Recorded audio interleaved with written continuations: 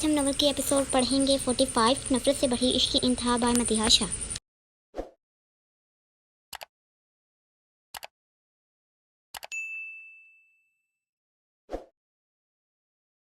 तो जी आज हम नॉवल की एपिसोड पढ़ेंगे 45 नफरत से बढ़ी इश्क की इंतहा बाय मतीहा शाह।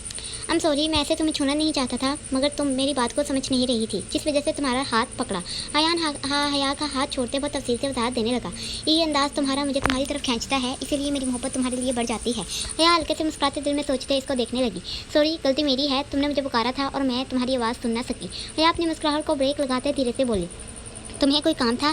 हया जानती थी अभी वो क्या बात करेगा, लेकिन फिर भी अनजान बनते पूछा, काम? बहुत ज़रूरी काम बोल लो। अयान जो हद से ज़्यादा परेशान होने के साथ अभी पागल होने लग पड़ा था, तब कर बोला। हया ने अफसुदगी से देखा, जबकि वो भी उदास हुई थी। दिल ख़राब हुआ था कि क्या अयान कभी भी इसकी मोहब्बत को समझ नहीं पाएगा। देखो इस लड़की की हिम्मत, अब वो मेरे फ्लैट तक भी पहुँच गई है। पहले तो चलो यूनी तक बात थी, अब वहाँ भी गिफ्ट लेटर जाने शुरू हो गए, और इस लेटर को भी देखो, क्या कुछ नहीं दिखा। तंग आ चुका हूँ यार। अयान गुस्से से कहते चेहरे से टेक लगाए आंखें मूंद गया। हया का दिल कैसे लड़ता था, वो क्या चाहती थी और क्या हो रहा था। मैं कोशिश कर रही हूँ, थोड़ा सा सब्र रखो। जब पहले तुमने इतना इंतज़ार कर लिया है तो अभी कुछ और कर लो। इतना आसान नहीं है किसी लड़की के बारे में पता करना। ऊपर से ये लड़की हर अलग शौक का इस्तेमाल करती है। या जानती थी अगर ऐसे कोई किसी को बार बार तंग करे, खासकर ऐसा इंसान जिसके बारे में आपको कुछ भी मालूम ना हो, तो इंसान ऐसे ही पागल होगा। मगर वो भी क्या करती, वो सिर्फ इतना चाहती थी कि अयान जैसे भी करे मगर इसको समझे, और एक बार बोले कि वो इससे मिलना चाहता है। ठीक है, मैं सब्र करने के लिए तैयार हूँ, लेकिन प्लीज़ तुम जैसे भी करो जल्दी जल्दी इस लड़की तक पहुँचो। अयान अपनी वॉच पर टाइम देखते उठा था, जबकि इसके जाते ही हया ने दुख से अपना सर पकड़ा था। खुद तो अपने कामों से बाहर चला गया और मुझे यहाँ ला कर बोर होने के लिए छोड़ गया। आयत को बुरहान के साथ मीरपुर खास आए हुए तकरीबन एक हफ्ता होने वाला था। जब से वो इलेक्शन जीता था तब से वो ठीक से एक बार भी अपने यहाँ के काम नहीं देख पाया था। अभी वो सब काम जल्दी से ख़त्म करना चाहता था, क्योंकि वो जानता था कि लोगों की ज़रूरत पूरी करना बहुत ज़रूरी है। वो अपनी बनाई हुई जगह और इज्जत यहाँ से खोना नहीं चाहता था। मगर जब से आयत बुरहान के साथ आई थी, वो बोर होने के अलावा कुछ भी महसूस नहीं कर पा रही थी। बुरहान दिन को जाता था और रात को भी देर से ही आता, जब वो सो चुकी होती। आयत ने सोचा था कि वो भी इससे दो टोक बात करेगी कि वो इसको यहाँ कौन सी सज़ा देने के लिए लाया है, मगर वो चाहकर भी इससे कोई बात ना कर पाई। आज मैं इसके साथ इसके आने के बाद ही सोने वाली हूँ। आज इसको मेरे सब सवालों के जवाब देने होंगे। वो लोन में टहलते गुस्से से खुद से ही बड़बड़ाई कि यहाँ इसके पास करने के लिए कुछ भी नहीं था। वो पढ़ाई करती, जैसे ही इससे दिल भरता वो फ़ोन पर सबसे बातें करती, मगर वो कितनी देर किसी से फ़ोन पर बात करती। हर कोई अपने अपने कामों में बिजी था। चल आयत, ऐसे कर, क्यों ना टाइम गुजारने के लिए लोन में आज अपने हाथों से कोई पौधा लगाया जाए, और बाद में अपने लिए कुछ अच्छा सा अपने हाथों से खाना बनाऊंगी। आयत अपने गुस्से को एक तरफ रखते वक्त गुजारने के लिए सोचते अपने काम पर लगी। मैडम जी, आप मुझे बता दो, मैं आपके लिए वैसा ही बनाकर दूंगा। आयत लोन में अपने हाथ से पौधा लगाते फारग होते सीधी आज किचन की तरफ आई थी। जब से वो यहाँ मीरपुर खास में आई थी, एक बार भी किचन में नहीं आई थी, क्योंकि यहाँ औरतों की जगह सब मर्द ही काम करते थे। कितने ही इस फार्म हाउस में गार्ड भी मौजूद थे, इसीलिए वो ज़्यादा वक्त अंदर ही रहती, क्योंकि आयत को ऐसे इतने मर्दों में अकेला रहना बहुत अजीब और डर लगता था। और वो बुरहान को बोलना चाहती थी, मगर ऐसे बोलकर खुद की कोई कमज़ोरी या डरा याद नहीं करना चाहती थी, इसीलिए खामोश रहना ही बेहतर समझा। अभी वो अपनी बोरियत दूर करना चाहती थी, इसीलिए मजबूरी में किचन की तरफ चली आई। शुक्रिया, आप सब यहाँ से जा सकते हो, मुझे जो भी बनाना है मैं खुद अपने हाथों से बना सकती हूँ। आयत किचन में खड़े तीनों शेफ को देखते टोक बोली, तो वो सब भी हुक्म के पाबंद हुक्म ही तेजी से बाहर गए। आयत ने एक लंबा सांस छोड़ते जल्दी से सारे सामान को देखा और अपनी बोरियत दूर करने के लिए अपने काम पर लगी। अभी वो क्या बकवास कर रहा था, और तुमने इसको मुंह क्यों लगाया? ईरम जो अभी खड़ी मुस्कुरा रही थी, मान के अचानक से उसके पीछे बोलने पर वो डरती मुश्किल से समझी क्या मतलब। वो ऐसे ही डरती वाले अंदाज में बोली। माँ ने खा जाने वाली नज़रों से घूरा, क्योंकि ईरम का ऐसे जवाब देना इसको मजीद गुस्से में मुब्तला कर रहा था। तुम्हें क्या लगता है कि मैं कोई बेवकूफ़ी इंसान हूँ जिसको कुछ समझ नहीं आएगा कि अभी तुम मुझसे झूठ बोलने की कोशिश में लगी हुई हो? वैसे कब से तुम ऐसे इसको छुप कर मिलती हो? हाँ जवाब दो। अब के मान ने कहते इसको बाजू से जकड़ा। वो डर से लड़ती थी, मगर अभी यहाँ किसको फिक्र थी? मान तो उसको जमाल शाह के साथ देख ही हैरान हो गया था। आप कहना क्या चाहते हैं? ऐसा भी मैंने क्या गुनाह कर दिया जो आप ऐसे मुझ पर भड़क रहे हैं? मानती हूँ कि अपने बाप से कोई रिश्ता नहीं है मेरा, ये भी अंदाज़ा है कि वो मेरा सगा भाई नहीं, मगर आज अगर वो खुद चलकर आ गया तो ऐसा भी क्या हो गया? जैसे भी हो वो है तो मेरा भाई ही ना। ईरम दत्त को बर्दाश्त करते मुश्किल से बोले, मेरे सामने ऐसे ज़बान चलाने से पहले अगली बार 10 बार सोचना, और आज तो तुम इस लोफर से तो मिली हो, मगर फिर कभी भी गलती से दोबारा ना मिलना। मान एकदम इसको छोड़ते गाड़ी की तरफ गया, तो ईरम भी अपने आंखों को साफ करते पीछे ही गई। ये अभी तक आया क्यों नहीं? आयत घड़ी पर टाइम देखते खुद से बढ़ रही। रात के तकरीबन 12:30 बजे के ऊपर का टाइम हो चुका था। कुछ वक्त और फिर 1 बजने वाला था, मगर बुरहान था कि आने का नाम ही नहीं ले रहा था। आयत आज हर हाल में इससे बात करना चाहती थी कि वो इसको अपने साथ यहाँ मीरपुर खास किस वजह से लाया था, कौन सी पुरानी दुश्मनी का बदला लिया जा रहा था। वो तंग आ चुकी थी। अभी भी वो अपनी बोरियत दूर करने के लिए तकरीबन सबसे फ़ोन पर बात कर चुकी थी। आज उसको मुझे बताना होगा कि वो अपनी काली स्याह आंखों को झपकाते नींद को खुद के पास आने से रोक रही थी। आज अगर ऐसे बेड पर लेटी रहोगी तो नींद ने आना ही है। वो खुद से बोलते तेजी से बेड से नीचे आई। कितनी देर लगेगी इस इंसान को आने में? अब तो 1 भी बज गया। आए सोफे पर लेटने के अंदाज में टेक लगाते आंखें मूंद गए। खादम, जल्द से जल्द मुझे दादा बख्श के बारे में पता करके बताओ। जितनी जल्दी हो सके पता करो। बुरहान फार्म हाउस में दाखिल होते खादम अपने खास मुलाजिम से बोला। जो हुक्म। खादम अपने मालिक के हुक्म मिलते ही खुशामदी से कहते चला। साईं खाना। बुरहान को सीधे ऊपर की तरफ जाते देख खादम ने सर झुकाए ही पूछा। मैं खाना खा लूँगा, तुम जाओ। बुरहान उसके सवाल पर अपने कदम रोकते उसको नरम लहजे में कहते सीढ़ियों को अबूर कर गया। ये क्या? जैसे ही बुरहान रूम में दाखिल हुआ सामने का मंजर देख चूंगा। आज को ऐसे सोफे पर सोते देख वो हैरान हुआ था क्योंकि आज बुरहान की जगह पर सो रही थी। कहीं ऐसा तो नहीं मैडम को मेरी याद आ रही थी? अब के मुकाबले हल्के से मुस्कुराते धीरे से चलते सोफे के करीब आया, जबकि दिल में ऐसे ही खुद से सोचते खुद को हल्का फुल्का किया गया। अभी बुरहान सोफे के करीब पड़े टेबल पर बैठे उसको गौर से देखने लगा कि अचानक से उसके आंखें खोलने पर वो हैरान खुश दोनों हुआ। तो तुम कब आए? सोफे से लगाई टेक से उठते मुकाबले के बिल्कुल सामने बैठी, जबकि वो अपनी घबराहट पर काबू रखते नींद को खुद से तिकेरते मुश्किल से आंखों को पूरा खोल सामने बैठे शख्स को देखने लगी थी। मैं तो कब से आया हुआ हूँ, तुम मेरी बात छोड़ो। ये बताओ तुम बेड पर सोने के बजाय यहाँ सोफे पर क्यों सो रही हो? अब के बुरहान ने बात का मौजू बदलते नई बात शुरू की। क्यों? चलो ये भी अभी छोड़। इससे पहले आयत को जवाब देती बुरहान टेबल से उठते खड़ा हुआ। ऐसे करो तुम मेरे लिए खाना ले आओ, तब तक मैं फ्रेश हो जाता हूँ। बुरहान इसको वैसे ही छोड़ते वॉशरूम की तरफ गया। अरे, जबकि आयत जो नींद में डूबी हुई थी उसके ऐसे हुक्म देते जाने पर हैरानगी से सोफे से उठते अपना हाथ हवा में किए बड़बड़ाई, जबकि मुसलसल अपनी आंखों को झपकाए नींद को अपने पास आने से रोका जा रहा था। कोई नहीं आयत, भूखे को खाना खिलाना तो स्वाब का काम है। वो वॉशरूम के डोर को देखते खुद से बोलते बाहर गए। शुक्रिया, बहुत अच्छा खाना था। बहुत दिनों बाद घर का खाना खाया, वो भी तुम्हारे हाथ का बना। बुरहान खाने से फारग होते टिश्यू से हाथ साफ करते दिल से बोला। तुम्हें कैसे पता चला कि खाना मैंने बनाया था? आया चुमकी थी, जबकि आंखें फाड़ कर सवाल किया गया था। अब मैं इतना भी बेखबर नहीं रहता तुमसे। जानता हूँ आज खाना तुमने अपने हाथों से बनाया। बुरहान अपनी नीली आंखें उसकी काली स्याह आंखों में डालते प्यार से गोया। जब देखो स्मार्ट बनने का एक भी मौका अपने हाथ से जाने नहीं देता। पता नहीं खुद को क्या समझता है। आयत दिल में मसनूई गुस्से से बड़बड़ाए अंदाज में बोले। जब भी कहना है आयत बेफिक्र होकर मेरे सामने बोलो। ऐसे दिल में बड़बड़ाने से कौन सा बोझ हल्का होगा, बल्कि अपने दिल में भड़ास रखने से तुम खुद से उलझना शुरू हो जाओगी। बुरहान उसके चेहरे पर गुस्सा खूब अच्छे से देख चुका था, जबकि उसको मुसलसल हैरान और उलझने के लिए मुकाबले ने तेजी से बोलते इसको मजीद तंग करने का सोचा। क्या मतलब है तुम्हारा कि मैं खुद से बातें करती हूँ? आए गुस्से से लाल होती स्पाट बोली। नहीं, मैंने ऐसे कब कहा? बुरहान जो दिल में मुस्कुरा रहा था खुद के चेहरे पर संजीदगी से जाए धीमे लहजे कहते बैठे से उठ खड़ा हुआ, जबकि सोफे के साइड से होते खिड़की के पास खड़े होते हल्के से मुस्कुराया। इसको ऐसे हल्के फुल्के से अंदाज में आयत को तंग करना बहुत अच्छा लग रहा था। खैर तुम्हारा जो भी मतलब हो, मुझे इससे कोई फ़र्क नहीं पड़ता। आयत भी कहाँ पीछे रहने वालों में से थी, वो भी इसके अंदाज को देखते तीखे से लहजे में बोली। अभी मेरी बात खत्म नहीं हुई। इससे पहले बुरहान कुछ कहता आयत ने इसको टोका। वो खामोशी से खिड़की की तरफ पीट करते उसके सामने हुआ। वो गौर से उसको देखने लगा था। मुझे आज तुमसे बात करनी थी, जिस वजह से मैं अभी तक जाग रही हूँ। मुझे तुमसे पूछना था कि तुम मुझे यहाँ क्यों लाए हो? खुद तो तुम्हें यहाँ बहुत से काम हैं, मगर मेरे लिए यहाँ कोई काम नहीं है। मैं सारा दिन इस बड़े से फार्म हाउस में रहकर बोर हो चुकी हूँ। मुझे कल ही वापस जाना है। लाहौर में मेरी पढ़ाई है, जो मेरे लिए एक काम भी है और बहुत ख़ास भी है। बाकी तुम देख लो तुम्हें कैसे मुझे छोड़कर आना है। आयत एक ही सांस में अपनी बात कहते खामोश हुई, जबकि खुद की नज़रों का दाविया मुकाबले के चेहरे से हटाया, क्योंकि वो बुरहान की निगाहों से बदल हो रही थी और ठीक से कोई बात बोल नहीं पा रही थी। अभी तो वो और भी बहुत कुछ कहना चाहती थी, मगर खामोश होना ही बेहतर समझा। जबकि दूसरी तरफ बुरहान जो मुसलसल अपनी निगाहें इस पर बांध चुका था होश में आया था। वो हंकार बरतते खिड़की के पास ही बैठा जैसे कुछ सोच रहा हो। आयत को तो ऐसा ही लगा था। आई एम सॉरी कि तुम मेरी वजह से यहाँ अकेली बोर हुई। अब के बुरहान उठते धीरे से चलते आयत की तरफ आया। आयत तो उसके आई एम सॉरी बोलने पर आंखों को बड़ा कर चुकी थी। जब भी बुरहान ने कभी इसको सॉरी बोला था आयत खुद से ही शौक हो जाती थी। मगर आयत तुम मुझे समझो, इलेक्शन के फौरन बाद मैं शादी में बिजी हो गया। इसके बाद बिजनेस की वजह से लंदन जाना पड़ा, जिस वजह से यहाँ का काम दुगना बढ़ गया। लेकिन 2 दिन और इसके बाद मेरा काम कुछ कम हो जाएगा। फिर हम एक साथ वापस साहिवाल जाएंगे 3 से 4 दिन के लिए। इसके बाद फिर साथ में ही वापस यहाँ आएंगे। आखिर अब हमें यहाँ ही रहना है अगले 5 सालों तक। बुरहान तकरीबन चलते आयत के पास ही आते बिल्कुल सामने विराजमान हो चुका था, जबकि आयत जो पहले ही परेशान थी उसकी बातों को सुन जैसे रोने को हुई थी। वो खुद पर काबू रखते आंखें बंद करते एक सर्द सांस खाज कर गई। अगर तुम्हें नींद आ रही है तो आराम से सो जाओ, बाकी की बातें हम सुबह कर लेंगे। बुरहान उसकी आंखों को बंद देख हल्के से बोला। नहीं। वो तेज़ी से आंखें खोले सकती बड़े लहजे में चीखी, जबकि मुकाबले के माथे पर बल पड़े जो उसके गुस्से की निशानदेही कर रहे थे। अगर तुम्हें यहाँ काम है तो तुम आराम से यहाँ रह कर करो, अपने साथ मुझे क्यों बांध रहे हो? मैं कोई खिलौना नहीं, जब दिल किया कहीं भी अपने साथ उठाकर ले गए। मुझे जब यहाँ नहीं रहना तो मतलब नहीं रहना। तुम्हें एक बार में समझ नहीं आता? आयस पार से अंदाज में बढ़ते उसके दबे गुस्से को हवा देने का काम कर गए। किसने कहा तुम कोई खिलौना हो? बुरहान अपने गुस्से को जब्त करते चबाते गोया, अगर याद नहीं तो माय डियर वाइफ, याद रखो कि तुम मेरी बीवी हो। किसने कहा कि तुम खिलौना हो? बुरहान अपने गुस्से को जब्त करते चबाते गोया, अगर याद नहीं तो माय डियर वाइफ, याद रखो कि तुम मेरी बीवी हो। मेरी वाइफ जिसकी ज़िंदगी सिर्फ अब मुझसे जुड़ी है। तुम्हें हमेशा अब वहाँ ही रहना है जहाँ पर तुम्हारा शौहर रहेगा। तुम्हें कैसे अपनी आदत डालनी है यहाँ रहने की, ये तुम खुद सोचो।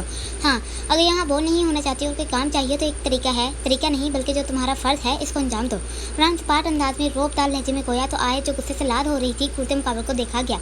आज से मेरे सब काम तुम खुद अपने हाथों से करोगी, यहाँ पर भी और वहाँ भी, और खाना भी आज से तुम अपने हाथों से बनाया करोगी, क्योंकि मुझे अपनी ये आदत बनानी है। चाहता हूँ कि तुम मेरी एक आदत बन जाओ, ऐसी आदत जिसको चाह कर भी छोड़ ना पाऊँ। बुरहान गंभीर लहजे में बोलते जैसे उसके सामने खो रहा था। आखिर तुम्हें ऐसे मुझे टॉर्चर करके क्या हासिल होगा? क्यों तुम मुझे हर वक्त अपने साथ बांधना चाहती हो? आय जो बर्दाश्त कर रही थी अपनी आंखों को मुश्किल से रोकते गुस्से से भड़की। बुरहान गौर से उसके चेहरे पर दर्द देख सकता था। अब के मुकाबले धीरे से सोफे से उठते उसके सामने ज़मीन पर घुटनों के बल बैठा। आय जो रोने वाली थी अपने आंसुओं के साथ अपनी सांस को भी अपने अंदर ही कैद कर गई। ऐसे को साक्षी अपनी काली स्याह बड़ी आंखों को मुसलसल बड़ा करते इसको घूरने लगी। आयत, मैं सिर्फ चाहता हूँ तुम मेरे आस पास रहो। कितनी बार कह चुका हूँ कि मैं सच में तुमसे सच्ची मोहब्बत करता हूँ। जानता हूँ ऐसे कोई भी शख्स अपनी बीवी को अपने साथ बांधता नहीं, लेकिन मैं अपने दिल के हाथों मजबूर हूँ। आए, जानती हो हर रोज़ जब भी मैं काम से फारिग होकर वापस आता हूँ तो कितने ही घंटों तक तुम्हें तकता हूँ। जैसे ही बुरहान ने ये बात कही आयत की आंखों में हैरानगी मुसलसल बढ़ी। चाहे हमारी बात ना होती हो, मगर तुम्हें मेरे पास सोते देख ही दिल को एक अलग सा सुकून मिलता है। सुबह को जाने से पहले तुम्हें एक नज़र देख अपने दिन का आगाज़ करता हूँ तो पूरा दिन कैसे गुजर जाता है मुझे कुछ पता ही नहीं चलता। बुरहान वैसे ही उसके कदमों में बैठे अपने दिल का हाल बयान कर गया। आय जो पहले ही चौंकी हुई थी मुकाबले की बातें सुन मुसलसल मज़ीद घबराई, मगर पल के लिए जैसे वो उसकी बातों में खोई थी। आई होप तुम्हें मेरी बात समझ आ गई है, जाओ आराम कर लो। बुरहान उसको नज़रें इधर उधर घुमाते देख नरमी से कहते उठा, मैं तुम्हारे साथ नहीं रहना, आखिर तुम समझ क्यों नहीं रहे हो? कितनी बार कहूँ कि मैं इस शादी को नहीं मानती, प्लीज़ मेरी अपनी ज़िंदगी को ऐसे मेरे पीछे ख़राब मत करो।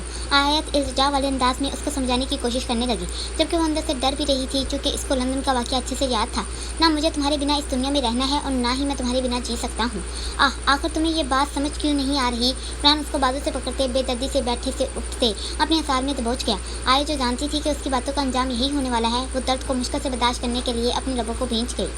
कैसी लग रही हूँ ना खूबसूरत? हूर सर को इंतज़ार करते देख उसकी तरफ आते बोले, बहुत। ये क्या बकवास पहनना है तुमने? इससे पहले सर कोई जवाब देता सरहान घर में दाखिल होते स्पाट गोया, लो इसकी कमी रहती थी, अब ये मेरा मूड ख़राब करेगा। जैसे ही हूर ने सरहान को अपनी तरफ आते जर के करीब होते सरगोशी की तरह बोले, क्या कहा अभी तुमने? जो भी बात करनी है मेरे सामने करो, ऐसे मेरे भाई के कान में क्यों बोल रही हो?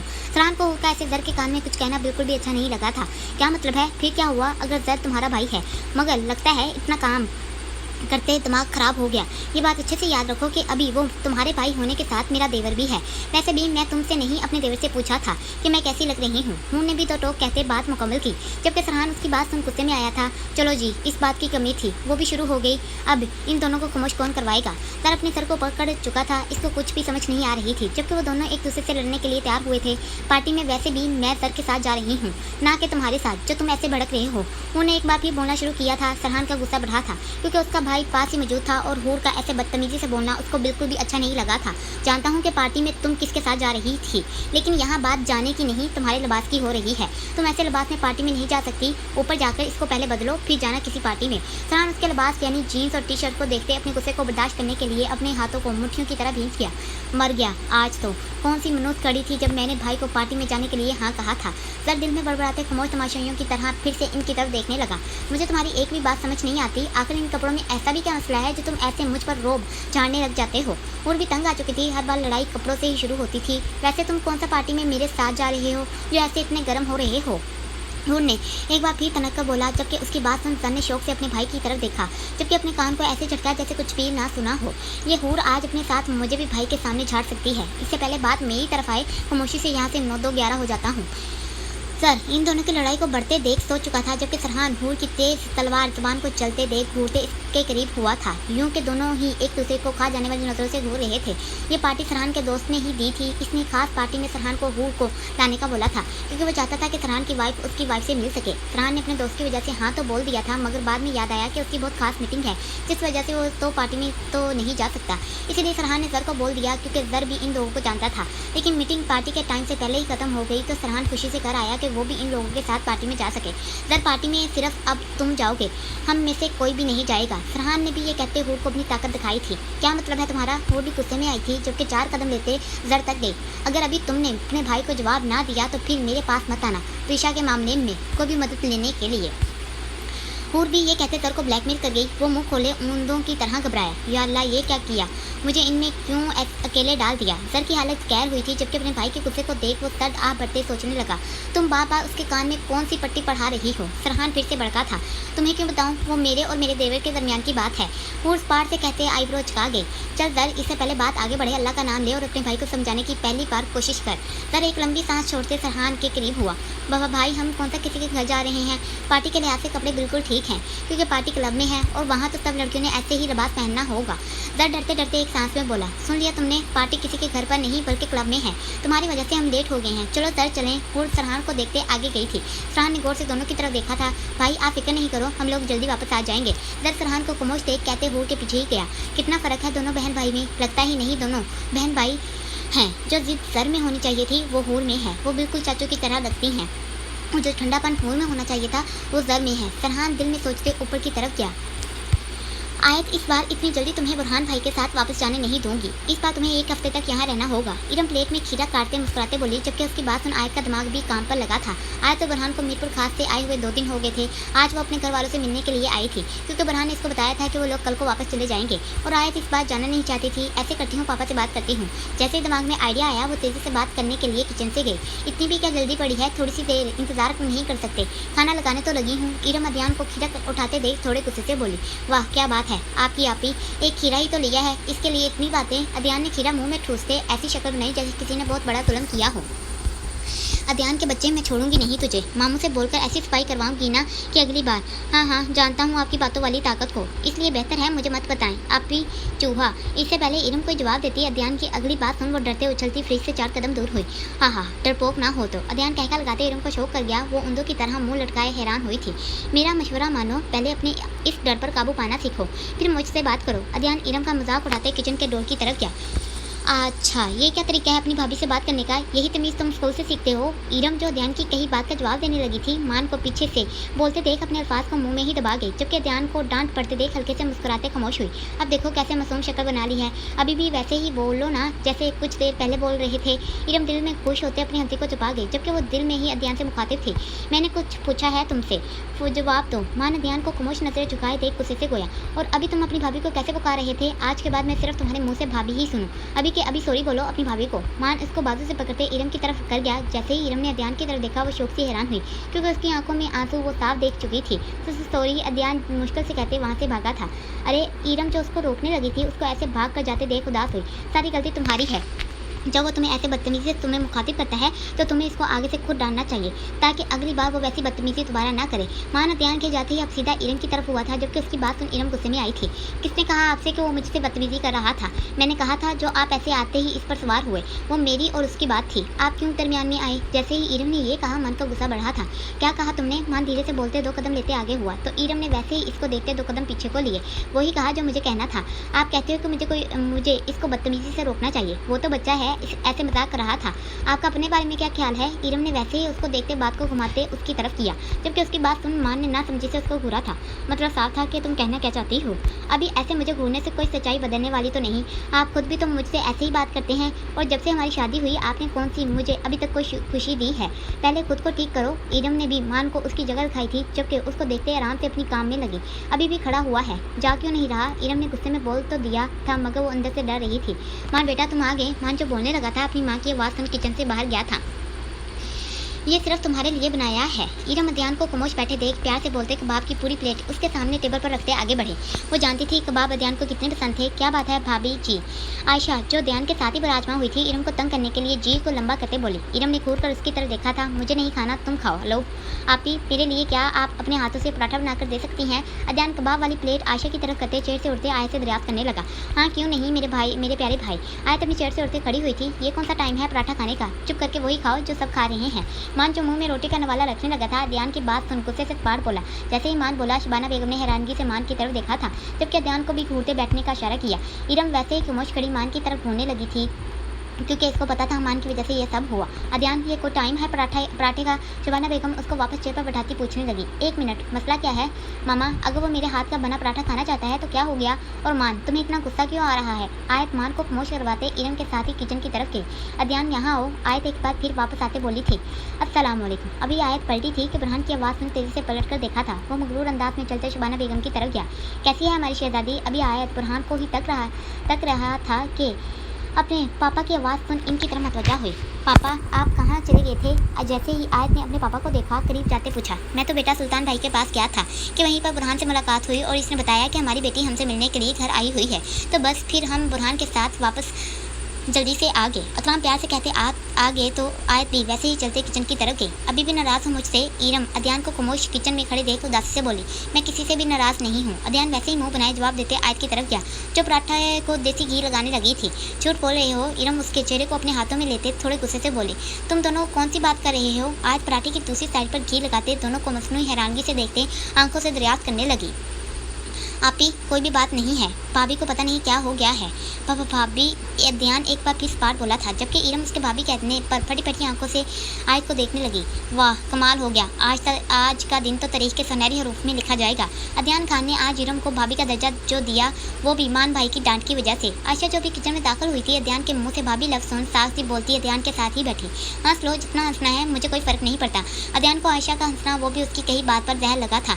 मान ने क्यों डांटा? आयत प्लेट में पराठा रखते अदयान के पास आई। मैंने कुछ भी नहीं कहा था आपी, पता नहीं भाई को मुझ पर इतना गुस्सा क्यों आया? अदयान पराठे खाने वाले को मुंह में रखते खुशगी से इरम की तरफ देखते वो खामोश हुआ। कोई बात नहीं, मेरा भी वक्त आएगा। जब मेरी शादी हुई ना, तब अगर भाई के मुंह से मैंने भाभी लफ्ज़ के अलावा कुछ और सुना। आप भी पता नहीं भाई को मुझ पर इतना गुस्सा क्यों आया? अदयान पराठे खाने वाले को मुंह में रखते खुशगी से इरम की तरफ देखते वो खामोश हुआ। कोई बात नहीं, मेरा भी वक्त आएगा। जब मेरी शादी हुई ना, तब अगर भाई के मुंह से मैंने भाभी लफ्ज़ के अलावा कुछ और सुना तो मैं भी इनको ऐसे ही बोलूँगा। बस एक बार बड़ा हो जाऊँ। अदयान पराठा खाते नाराज़गी से बोला। हाँ, जैसे ही आयत, इरम, आयशा ने अदयान की बात सुनी, एक साथ कई कह के किचन में गूंजे थे। अदयान ने इनको ऐसे कह के लगाते देख गौर से देखा, जबकि फिर इरम से वापस अपने पराठे की तरफ मतवजा हुआ। क्या बात है, यहाँ अकेले अकेले इतना मुस्कुराया जा रहा है? कोई भाई अदयान मियाँ, ऐसे भी क्या जोक तुमने इनको सुना दिया कि इनके कह के बाहर तक गूंज गए? अभी कोई कुछ बोलता बुरहान किचन में दाखिल होते सबको अपनी तरफ मतवजा कर गया, जबकि अदयान को देखते आंखों से पूछा गया। अच्छा हुआ बुरहान भाई जो आप यहाँ आ गए। देखो कैसे सब मुझ पर हंस रही हैं, जैसे मैं पता नहीं ऐसी भी कौन सी बात कह दी जो इनको मजाक लगी, जबकि मैंने इतनी संजीदा बात की। अदयान इरम की हंसी को देखते घूरते बोला था। आयत अदयान की बोली बात सुन हल्के से मुस्कुराई थी। बुरहान ने बहुत गौर से उसके चेहरे को देखा था, कैसे उसके गाल पर डिम्पल नुमाया हुआ था। बुरहान का दिल जोर से धड़का था। मुझे भी क्या एक अदद पराठा मिलेगा? बुरहान आयत की तरफ देखते धीरे से बोला। जी भाई, अभी बनाती हूँ आपके लिए। आयत जो बुरहान की तरफ देख रही थी, इरम की बात सुन नजरें बुरहान से हटाती अदयान की तरफ कर गई। भाभी, बुरहान भाई ने आपसे नहीं बल्कि आयत आपी से कहा है, तो बेहतर है आप ही को बनाने दीजिए। अदयान इरम को कहते वापस अपनी टोन में आया। तुम्हें क्या मैं बनाऊं या आयत बनाए? इरम ने वैसे ही अदयान को देखते खामोश करवाया, जबकि आराम से चलते पराठा बनाने के लिए गई। कोई नहीं, जब मैं बड़ा हुआ तब बताऊंगा। अदयान इरम को घूरते मुंह बना गया। ये घूर घूर कर कौन सी बातें हो रही हैं? बुरहान ने अब के आयशा की तरफ देखा था, क्योंकि और कोई कुछ बोल ही नहीं रहा था। भाई मैं बताती हूँ, आयशा कहते बोलना शुरू हुई थी।